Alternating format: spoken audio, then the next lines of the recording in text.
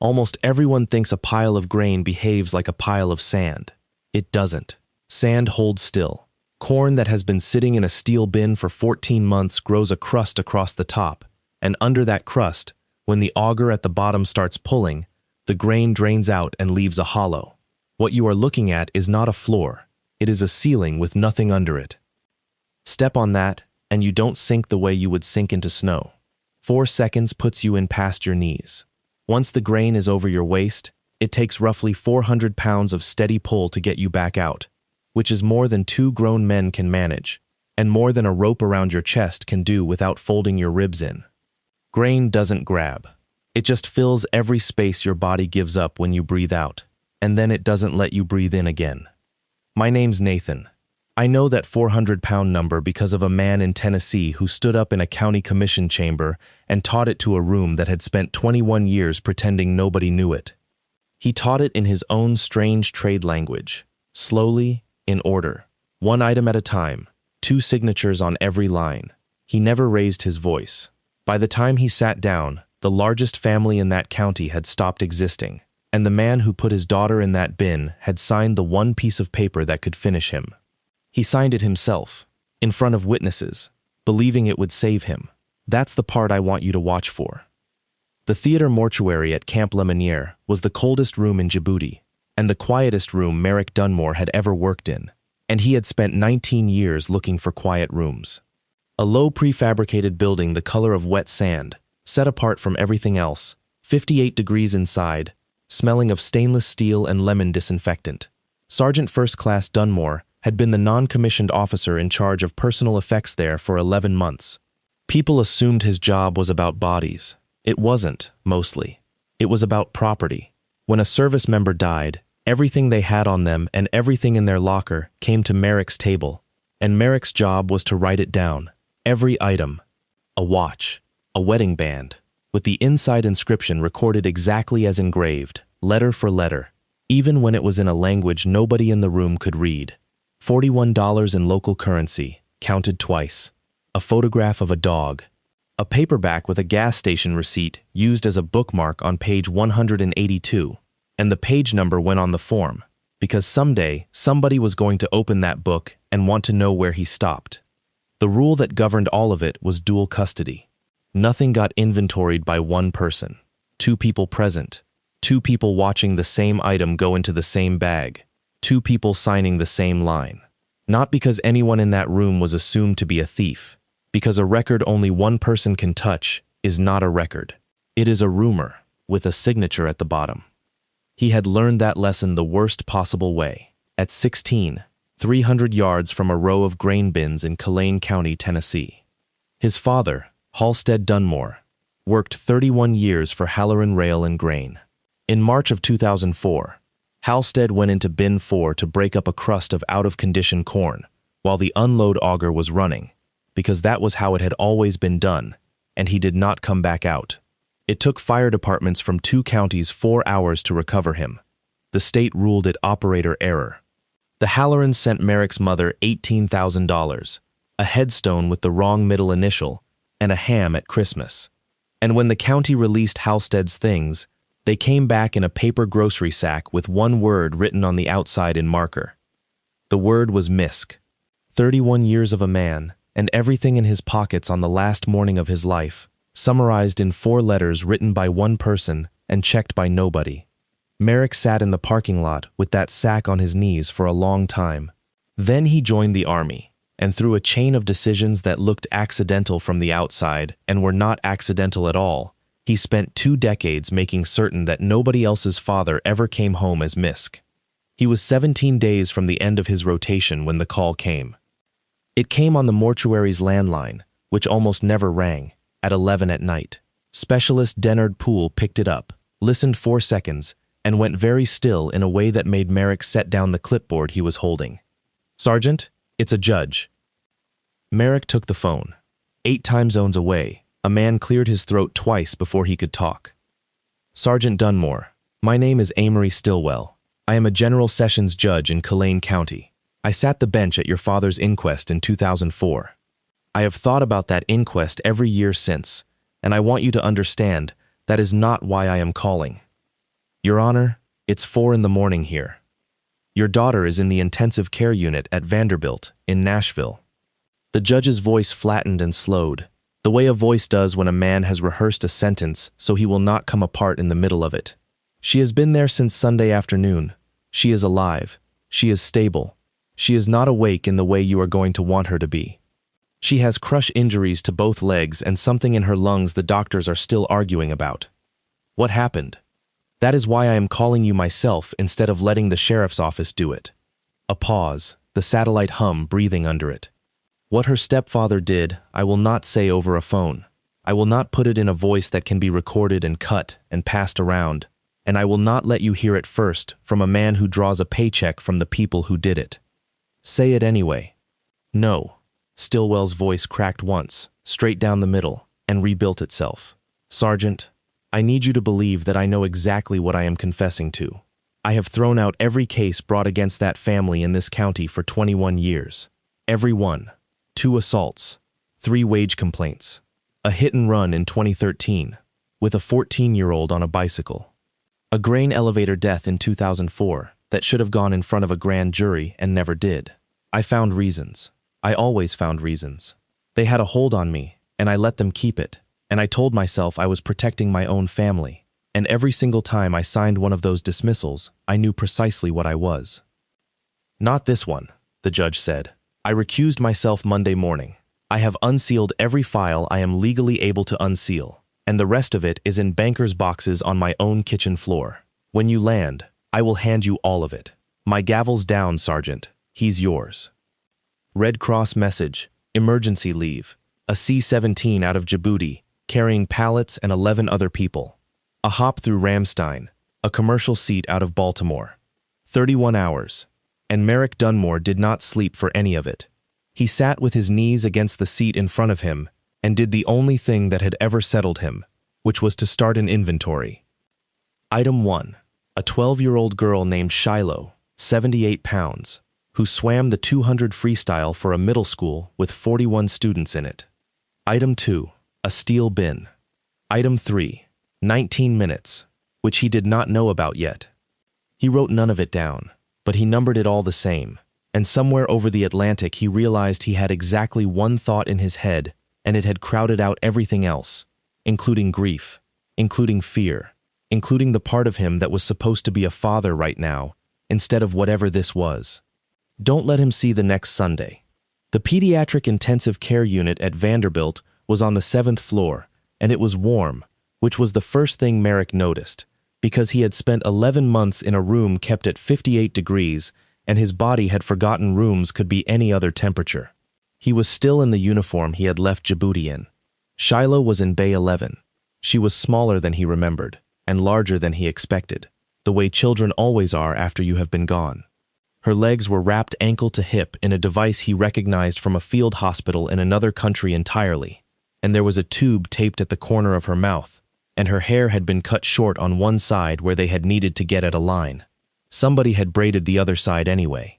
He found out later that a night nurse named Lucinda Barr had done it on her own break, because Shiloh had asked for braids before they intubated her, and Lucinda had decided a request was a request.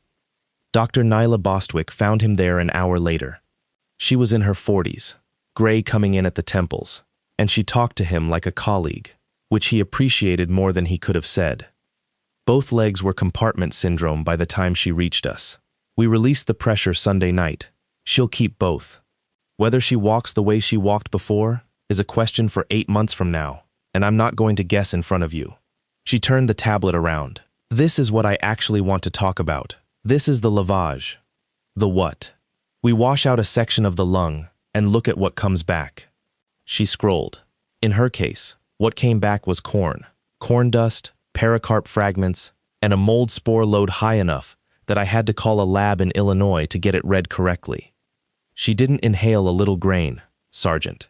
She inhaled the inside of a bin. How long would that take? To get this much? Minutes, not seconds. Dr. Bostwick set the tablet down.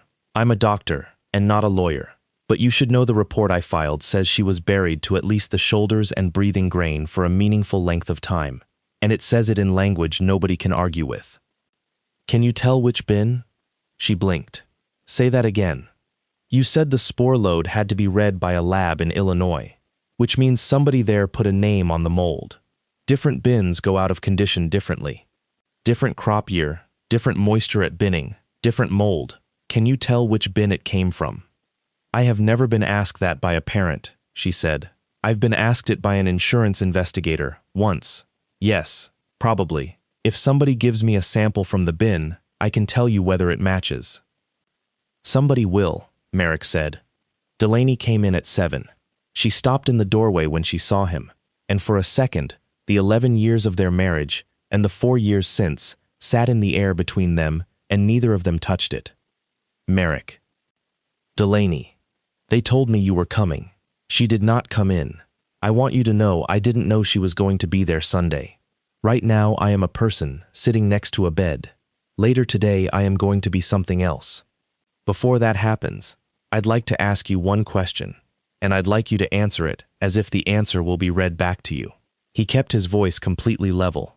Did you know she was working at the elevator at all? The pause was too long. That was the answer, and they both knew it. It's the junior crew, she said. Everybody's kids do it. $40 a day cash, and they run the scale house and sweep the pit, and it's been going on since before either of us was born. Since before either of us was born, Merrick repeated. Yes, it has. He drove to Cullane County that night in a rented sedan, 3 hours east on a road he could have driven with his eyes shut. He passed the water tower at Beckridge at 11:40, and everything about the town was where he had left it. The Sinclair with the dead sign. The Methodist church, and out past the last streetlight, lit white against a black sky. The elevator, 7 galvanized bins, the head house, the leg tower, the rail spur running out behind it toward the main line. Halloran painted 40 feet tall down the side of the tallest bin. Judge Amory Stillwell lived in a brick ranch on Fern Street with a porch light burning. He was 66, and he answered the door in a cardigan, and he did not look like a judge, and that turned out to be the point. 3 banker's boxes on the kitchen floor. A 4th on the table with the lid off. That one's the one that matters, Stillwell said. Sit down, and before we start, I'm going to tell you what they have on me, because if you find it out later, you'll assume I lied about everything else. My son Bennington died in 2011. He was 24. He died in his apartment of an overdose, and I was the one who found him. And Cyril Halloran, who I have known since we were both 9 years old, made 2 phone calls, and the death certificate came back cardiac arrhythmia, which meant the life insurance paid, which meant my wife did not spend the last 4 years of her life in a rented room. Stillwell put both hands flat on the table. I never asked him to do that. I have also never once, in 15 years, pretended to myself that I didn't accept it. He has never mentioned it to me. Not one time. That is how it works with them. They do not threaten you. They do you a favor so large that you spend the rest of your life being useful. And Sunday? Sunday it was a 12-year-old girl in a bin, the judge said, and I found that I was done. He pushed the open box across the table. 21 years of dismissals. My orders, my signature, my reasons, and underneath each one, everything that was in front of me when I signed it, including the parts that never made it into the order. 2 of those files have dead people in them. One of them is your father. Merrick did not reach for the box right away. Your Honor, when you said he's yours, what did you think you were authorizing? Nothing, he said. I have no authority left to give you, and we both know it. What I meant was that for 21 years, every time somebody in this county tried to move against that family, they hit me. And I am telling you that this time, when you move, there is nobody standing in that spot. He slid the box the last 2 inches. That is all I have. It happens to be everything. Merrick did not sleep at his mother's house. Rilla Dunmore had kept his old room the way people do, and he lay on the bed with his boots on for 2 hours listening to the refrigerator cycle. And then he got up at 4 and made a pot of coffee and started laying the boxes out on the kitchen floor in the order he wanted them. He was still there at 6 when his sister Elspeth came in the back door with a key, saw him, and stopped dead. She was 34, and she ran a feed store out on the highway, and she had a look on her face that Merrick recognized from 100 casualty notifications. The look of a person who has been carrying a thing alone and has just been told they can put it down. You're going to want to talk to the Voight boy, she said. Deschler. He came into the store Tuesday and bought a bag of chicken grit he doesn't own chickens for. And then he stood at my counter for 11 minutes and didn't say anything. And then he left. Deschler Voight was 22. He worked the pit and the leg at the elevator, and he had been on the crew Sunday. Merrick found him on Thursday morning behind the Sinclair, and Deschler saw the uniform coming and started shaking before Merrick had said a word. I'm not talking to you. You already are. You don't understand what they... Deschler put a hand over his own mouth, hard, like he was holding something in with his palm. My mom's on their insurance. My little brother works the seed plant. Deschler. Merrick crouched down so he wasn't standing over him. I'm going to tell you what I already know, and then you're going to correct the parts I have wrong, and that is not the same thing as telling me. Fair? Bin 6. Last year's corn. It went out of condition over the summer, and it crusted and bridged, and Sutter had a load contracted to go out on the rail Monday morning, and Sunday the unload plugged because the crust was holding a void. Somebody had to go up and break it. Yeah. He didn't want to shut down the auger, because if you shut down the auger, you have to restart the whole leg and you lose 2 hours. He said we didn't have 2 hours. So he sent somebody in with a pole. Light, because a heavy man breaks through a crust faster. Deschler Voight put his face in his hands and said, into them. She's 78 pounds. He said she was the only one light enough to walk it. He said it like it was a compliment. He tied a rope around her, and it wasn't even a harness. It was a tow strap out of his truck, and Terrence said it wasn't right, and Sutter told him to go sit in the scale house. Where were the harnesses? There ain't any. There hasn't been any since spring. Deschler looked up, and his eyes were red and furious in a way that had nothing to do with Merrick. Dolan came out with the flatbed in March and took every lifeline, every harness, the whole rack of them, and the retrieval winch off the manway, and sold the lot for scrap.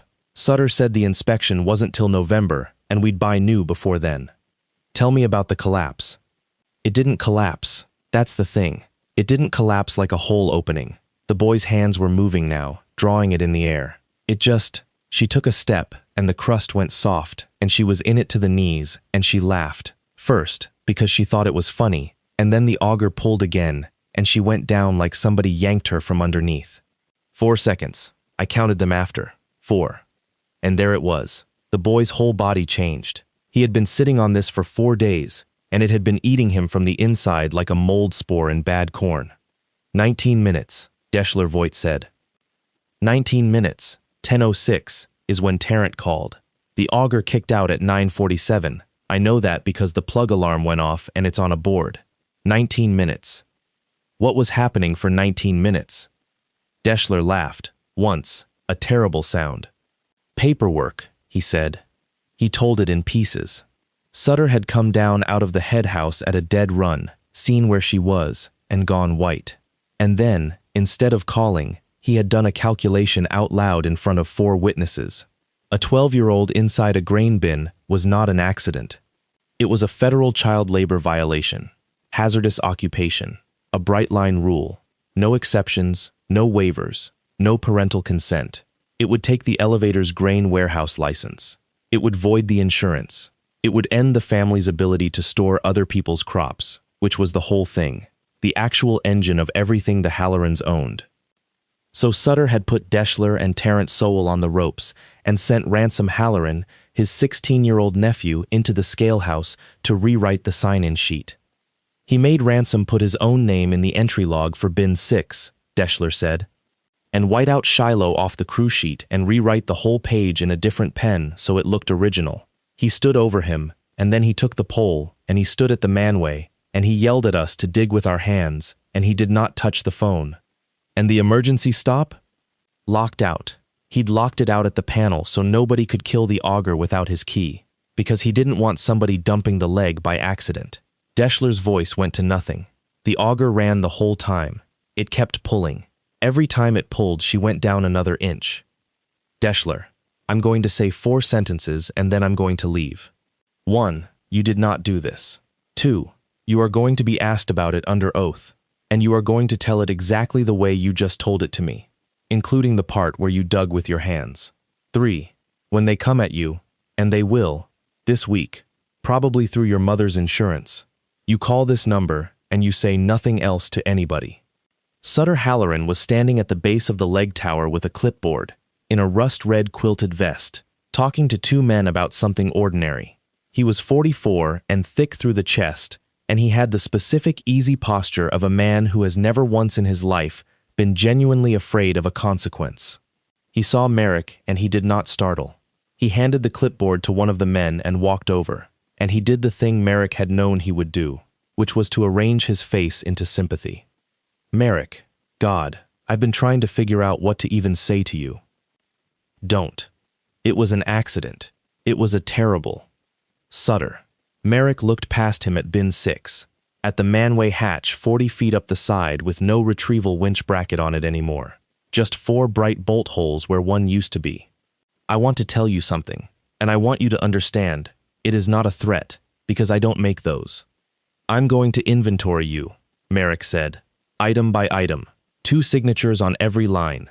Then he got in the car and drove away, and behind him Sutter Halloran stood in his own gravel lot for a good while trying to work out whether he had just been threatened, and eventually decided he had not, and that was the single most expensive decision of his life.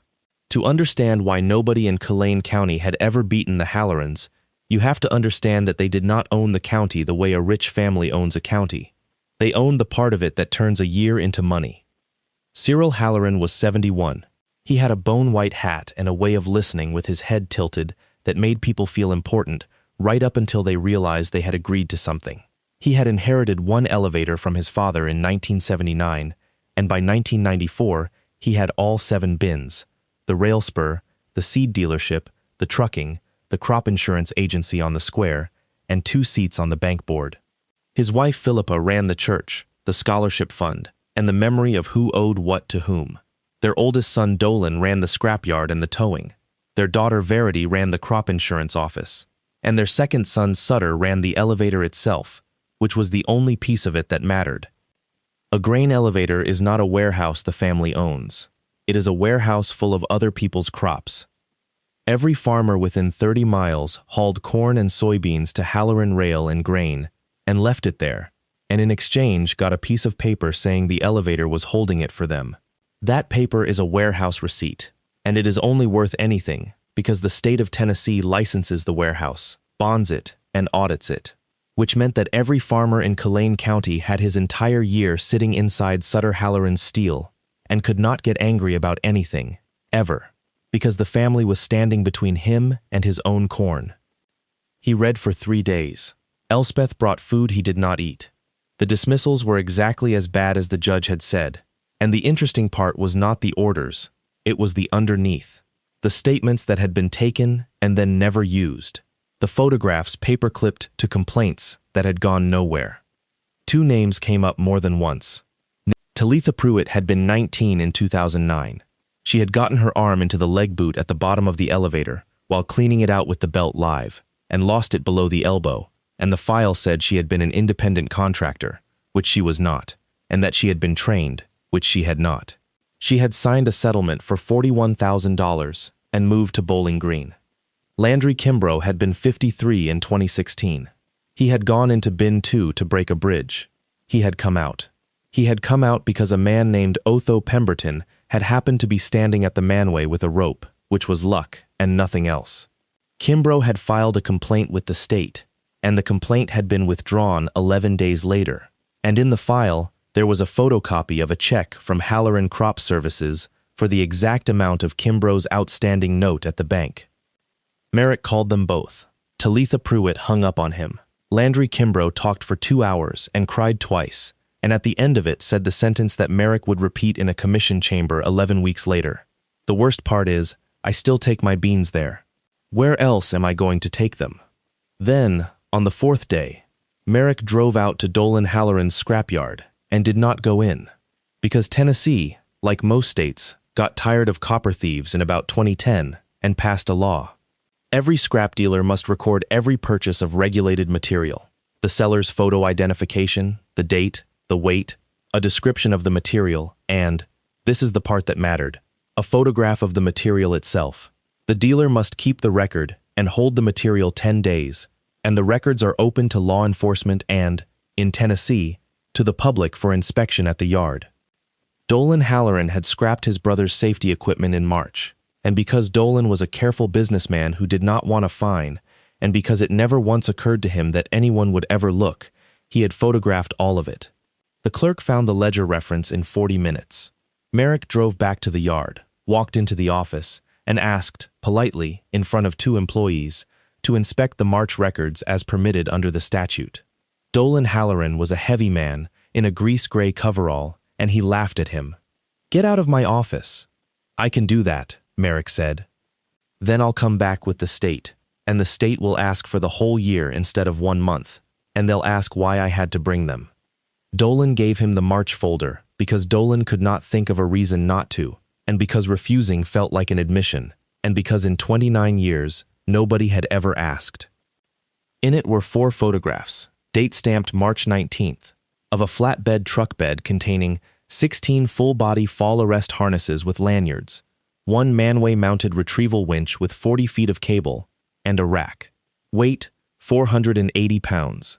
Paid out, $144. That night, he wrote the first page of the actual inventory, longhand, at his mother's kitchen table, in the format he had used 10,000 times. Item 1. 1 retrieval winch, manway mounted, with cable. Removed 19 MAR. Disposition, scrapped. Item 2. 16 full-body harnesses with lanyards. Removed 19 MAR. Disposition, scrapped. Item 3. 1 emergency stop, bin 6 unload. Status on 14 SEP, locked out. Key held by 1 person. Item 4. 1 tow strap, hooked, used as a lifeline in place of items 1 and 2. Then, underneath, he wrote a note to himself. Everything they built runs on 1 person being allowed to write the record alone. Find every place a machine wrote it instead. There were 4 machines at Halloran Rail and Grain that wrote things down without asking Sutter's permission, and Merrick found the first one by remembering being 9 years old. When he was a kid, his father used to let him sit in the scale house on Saturdays. A truck rolls onto the certified platform scale. The operator keys in the ticket, and the printer spits out a weight ticket. And that ticket is not a receipt. It is a legal instrument. The scale is sealed and certified annually by the State Division of Weights and Measures. The printer is part of the sealed system, and the ticket carries the certification, the time, the date, and the operator identification, because the whole point of a certified scale is that a farmer and a buyer can both trust a number neither of them typed. Merrick called the Division of Weights and Measures on a Tuesday and asked for the inspector for that district, and got a man named Fontaine Ruddock, 58, who had been sealing scales in 9 counties for 26 years, and who had, it turned out, a very specific and long-nursed opinion about Halloran Rail and Grain. Their number 3 truck scale failed tolerance in 2019, and they told me my test weights were wrong, Ruddock said. To my face, in front of my own truck. A pause. What do you need, Sergeant? The ticket's from September 14th. That's their property. It is, Merrick agreed. But the scale's yours, and I don't need the tickets. I need to know whether the sealed system logs the operator ID, and whether that log lives in the indicator head or on their office computer. Indicator head, he said. Non-volatile. It's part of the sealed metrology. They cannot get into it. I can, with a state key, on an inspection. Mr. Ruddock, Merrick said, how would a person go about requesting one sooner? The inspection happened 11 days later, unannounced, because a complaint had been filed about weight accuracy on the number 2 truck scale by a farmer named Landry Kimbrough who had, when Merrick called him back, listened to the entire explanation and then said, give me the number, I'll call it right now. The indicator head's audit trail held 90 days. At 0741 on September 14th, the number 2 scale had been operated 41 times. The operator ID entered for every one of those transactions was S. Dunmore, because Shiloh had been given her own operator code in June, because the junior crew ran the scale house, because it was the easy job. 41 time-stamped, state-certified records of a 12-year-old at that elevator, on that Sunday, written by a machine inside a sealed enclosure that no Halloran had the legal right to open. The counterattack came 4 days later, and it came the way Merrick had expected. Not at him, at the soft edges. On Tuesday, Sheriff Bracken Udall pulled him over on Quarry Road at 11 at night and left him standing in the headlights for 35 minutes while he ran the plate 3 times, and then explained that there had been reports of a vehicle matching that description. On Wednesday, the Department of Children's Services opened a welfare check on Shiloh Dunmore, on an anonymous report alleging that her biological father, recently returned from overseas, was exhibiting concerning fixation behavior at her bedside and had been observed photographing medical records. That last one nearly worked. Merrick sat in a hallway at Vanderbilt for 6 hours, while people who had never met him decided things about him, and the only reason it collapsed was Lucinda Barr, night nurse, who came in on her own day off and told the investigator, in writing, that the man in Bay 11 had asked her permission before touching his own daughter's hand, and had signed the visitor log every single time, and had once asked her to co-sign a note he wrote about a change in Shiloh's medication because, in his words, one person's memory isn't a record. Merrick found Deputy Waverly Nunn in the parking lot of the sheriff's office that night. She was 31, 4 years on, and she had been the first deputy on scene at the elevator on September 14th. "I'm not going to ask you to do anything," Merrick said. "I'm going to ask you one question, and then I'll leave. Did you write a report on the 14th? "Of course I did. Is it in the file?" "There's a report in the file," she said carefully. "It has my name on it. Is it the one you wrote?" She did not answer that. What she did instead was open her cruiser, take out a spiral notebook, and hold it up so he could see the cover without handing it over. "We're required to keep field notes," she said. "Nobody ever asks for them. They're mine until a court asks, and a court has never asked, not once, in this county, in 4 years. She put it back in the car and shut the door. "Sergeant Dunmore, if somebody ever does ask, I would like you to know that I have never thrown out a notebook in my life." Item 5. And Merrick stood in that parking lot and understood something that changed the shape of the whole thing. The county was not loyal to the Hallorans. The county was afraid of them, which is a completely different structure, and it fails all at once instead of slowly. They went after his job on the 9th of October, and they went after it in the one place where a decent man cannot defend himself by being decent. The complaint arrived as an anonymous submission to the Army Inspector General hotline, and it alleged that Sergeant First Class Merrick Dunmore, non-commissioned officer in charge of personal effects at a theater mortuary, had over a period of years removed items of value from the personal effects of deceased service members. There is no accusation in the United States Army that is worse than that one. Not cowardice, not anything. A man who steals from the dead cannot be around soldiers, and everyone who has ever worn the uniform understands that instantly, and the accusation does its work in the 90 seconds before anybody checks it. His leave was extended and his access was suspended pending review. Elspeth found him sitting on the tailgate of her truck outside the feed store at 6 in the morning, and she said later it was the only time in her life she had seen her brother look like a boy. Because there is exactly one job in the entire United States Army where every action a person takes for 11 months is recorded twice, in 2 hands, with 2 signatures, and countersigned by a mortuary affairs officer, and photographed, and sealed, and shipped, and receipted at the other end by a family member who signs for each item individually against a list they can compare to the original. Sutter Halloran, a man whose entire life ran on the idea that whoever holds the pen owns the truth, had accused a professional record keeper of falsifying records. Merrick sent one email, with 11 months of DD Forms 1076 attached in order, to an investigating officer at Fort Knox. The review was closed in 6 days with a finding of unsubstantiated, and the investigating officer added a line that was not required and that Merrick read about 40 times. Documentation in this section is the most complete this officer has reviewed in 14 years.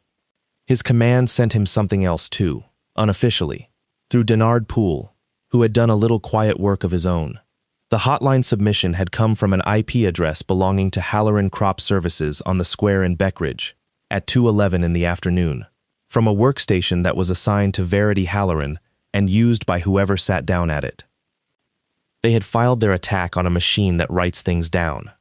The boy came to him on the 15th.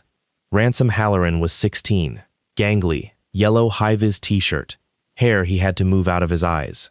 He rode a dirt bike out to Rilla Dunmore's house at 9 at night and sat on it in the driveway, with the engine off for 4 minutes, before Merrick came out with 2 cans of Coke and sat down on the porch step without saying anything. "They're going to say it was me," Ransom said. "I know. He made me put my name in the entry log. He stood over me while I wrote it, and he said it was so nobody would get confused." Ransom turned the can around and around in his hands. "I'm 16. I turned 16 in June, and I'm going to be 17 when it goes to court, and by then, I'll be the one who was in the bin, and it'll be sad, and it'll be my fault, and everybody'll be real nice to me about it." "That's exactly right," Merrick said. "That's precisely what's going to happen, and it is going to be done by your uncle and your grandfather, and your grandmother is going to be the one who explains to you that it's the best thing for the family." Ransom's face came apart. He was 16, and he cried like a much younger kid, all at once, and Merrick let him and did not touch him, and did not say it was all right, because it was not. When he was done, Merrick said, "What did you do with the original page?" The boy went very still. "How'd you know I kept it?" "Because you wrote out here." Ransom Halloran reached into his boot and pulled out a folded piece of paper that had been in there, by the look of it, for a month.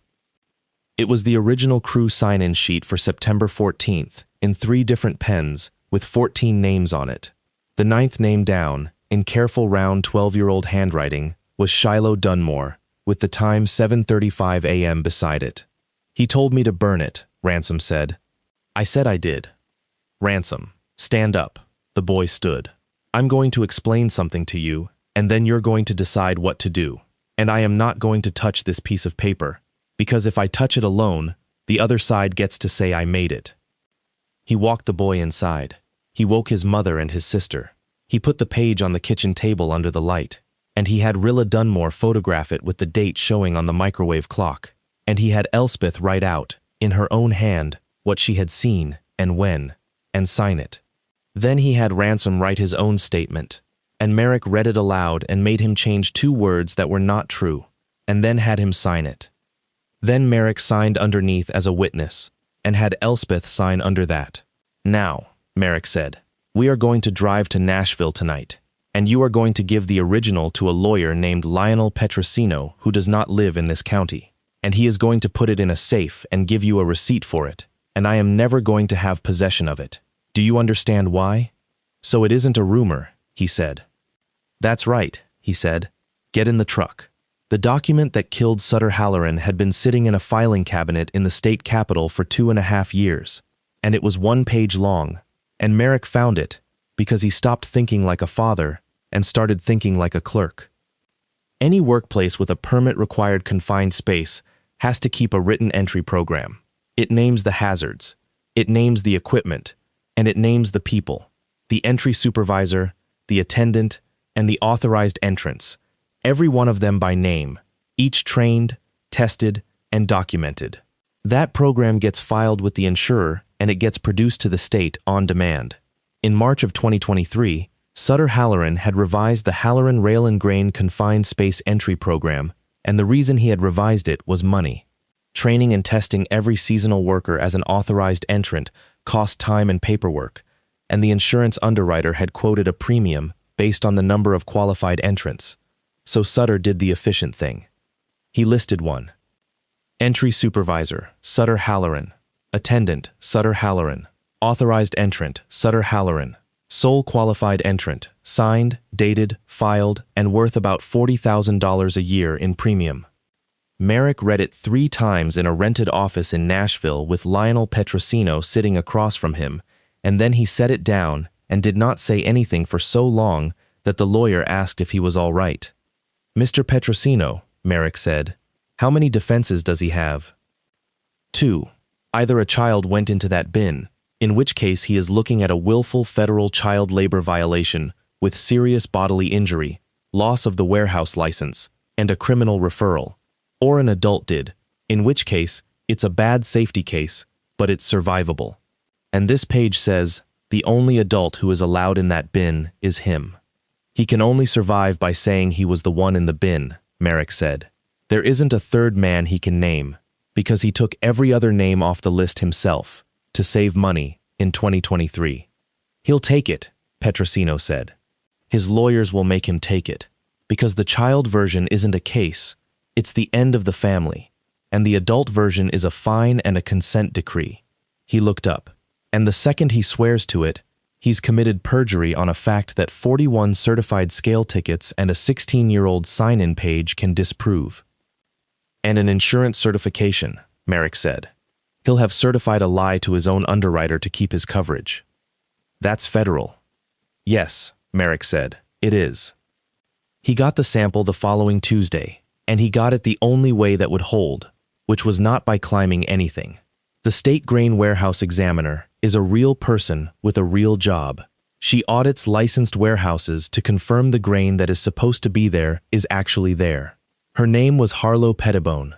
She had opened an examination on Halloran rail and grain after Fontaine Ruddock's inspection report crossed a desk, and on the 21st of October, she did a routine bin-by-bin verification with a probe, took a sample from bin 6, the way she takes a sample from every bin, sealed it, labeled it, and logged it. Dr. Nyla Bostwick's lab in Illinois compared it against the lavage. The mold profile matched.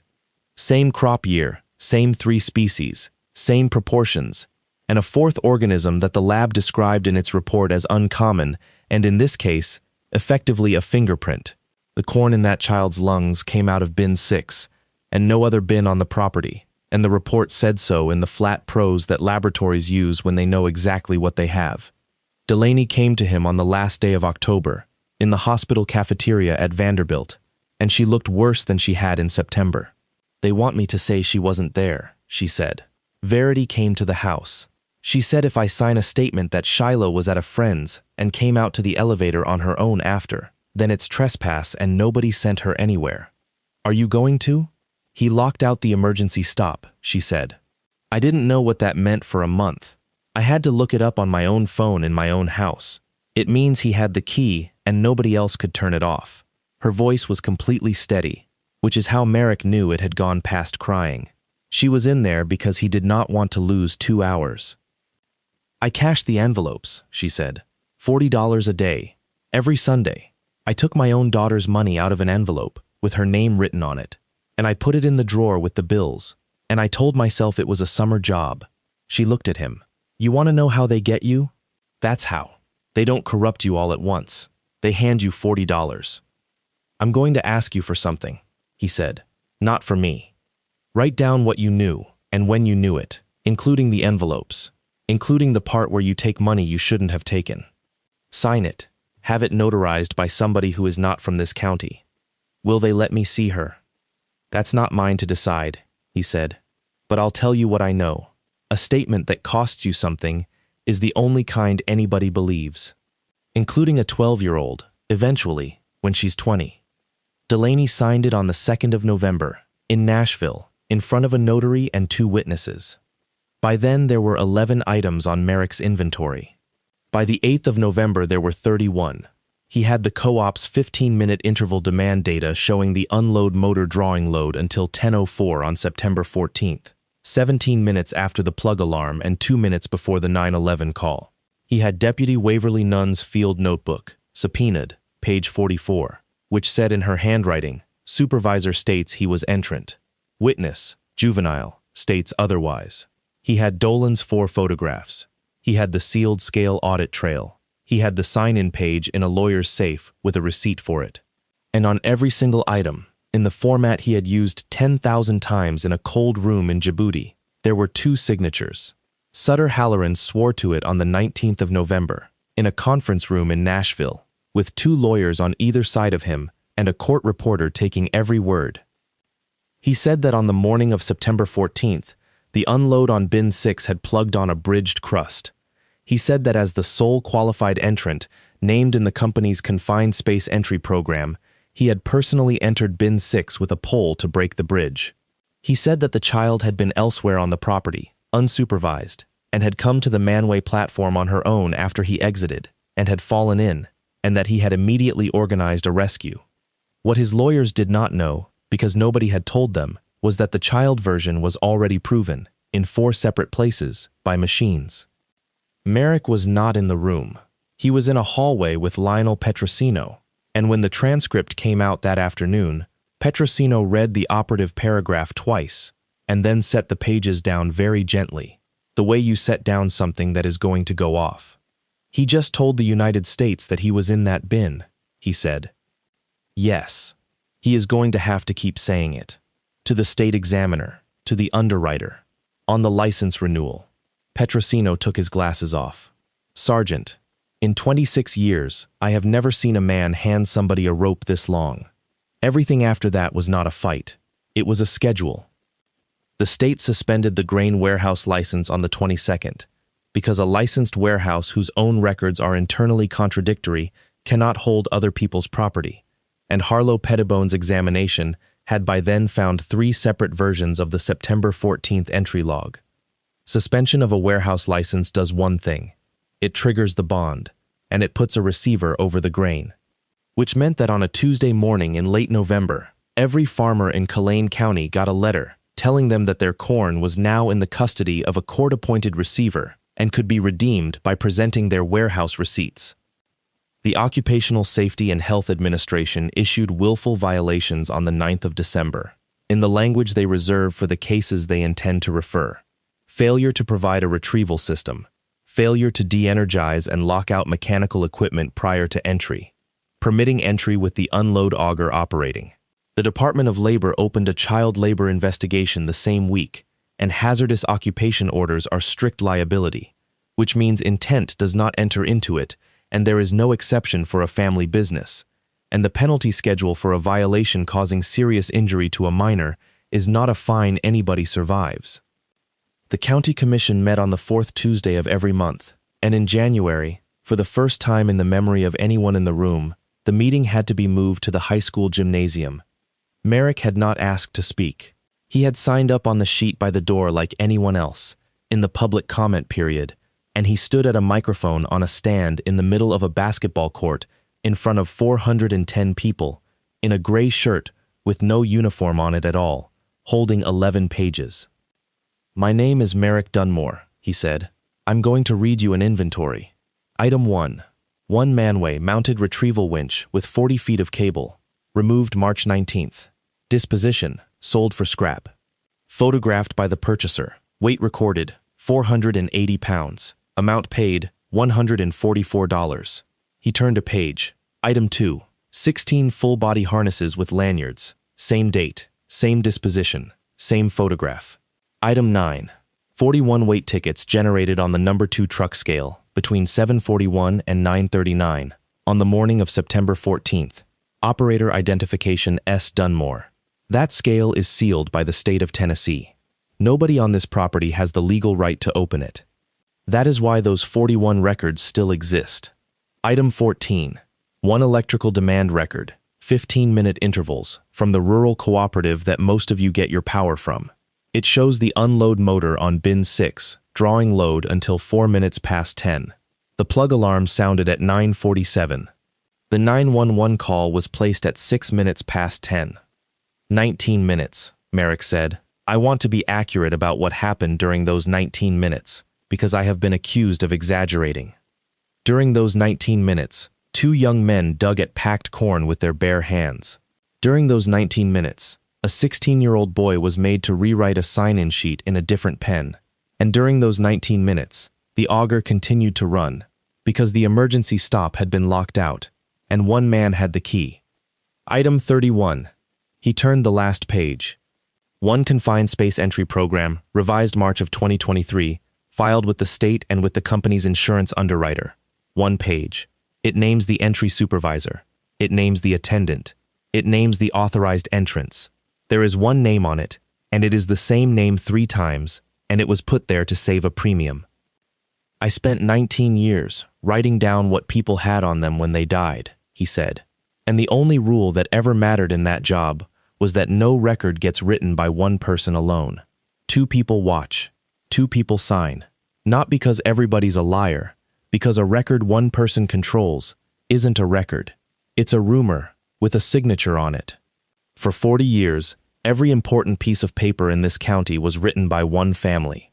Your wage complaints, your accident reports, your settlements, your inquests. He looked up at 410 people who had all, at some point, taken a check. I didn't beat them. I just went and found every machine in this county that writes things down without asking them first. There were 4. That was enough. Thank you for your time. Nobody applauded, because it was not that kind of room, and it had not been that kind of speech. Landry Kimbrough stood up in the 11th row, though, and then Talitha Pruitt stood up beside him, having driven in from Bowling Green that morning without telling anybody, and then it went through that gymnasium like a crust giving way. The receiver's crew was scheduled to take physical possession of the elevator on the 9th of February, and the part that mattered to Sutter Halloran was not the grain. It was a gray steel box, the size of a lunch pail bolted to a joist in the head house above bin 6. Every licensed elevator runs a hazard monitoring system, bearing temperature sensors, belt alignment switches, plug switches on every leg and every conveyor.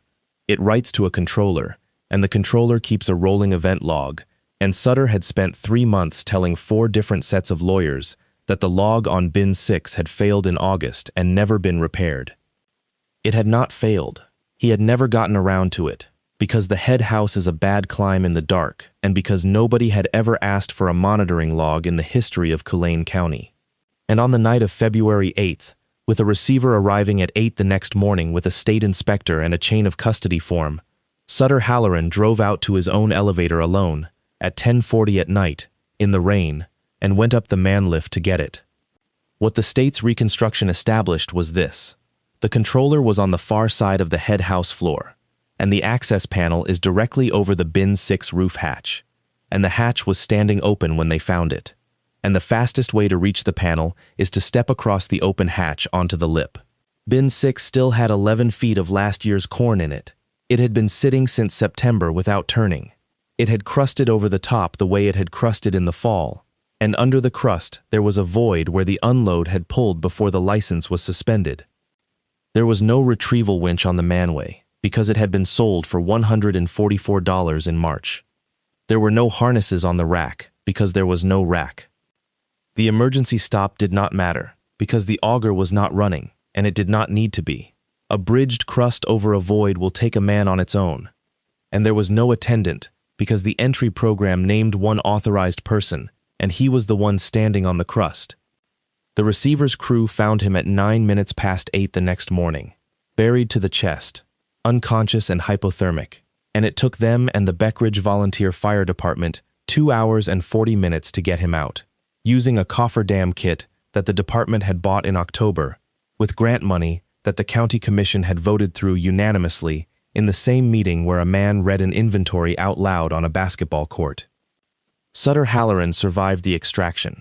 He arrived at Vanderbilt by helicopter at 12:41 on the 9th of February with a core temperature of 89 degrees, crush injury to both legs, and hypoxic brain injury from somewhere in the range of 9 hours face down against a wall of grain, breathing what was in it. Merrick was in the building when they brought him in, because Shiloh had a follow-up with orthopedics that afternoon, and he had driven her up himself. He was standing at the bank of elevators with his daughter beside him in a wheelchair she used for long distances, and the doors opened, and a team came through with a gurney, and he stepped back and put his hand on the push handle of the chair and moved her out of the way, and looked at the man on the gurney for about 4 seconds.